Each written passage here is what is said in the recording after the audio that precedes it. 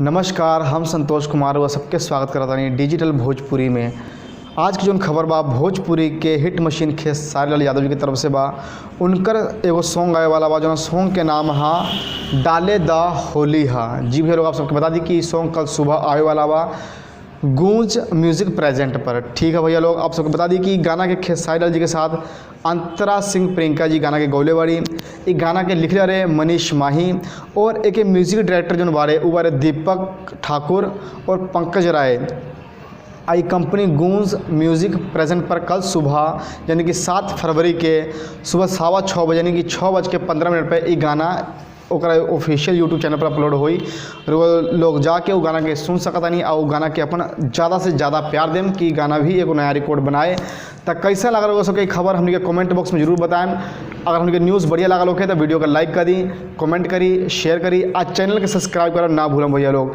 अगर खबर ऐसी चाहिए तो चैनल को सब्सक्राइब करी और घंटी के बटन दबा दी। बाकी लोग से हम मिलता नहीं अगला खबर में। धन्यवाद भैया लोग, थैंक यू।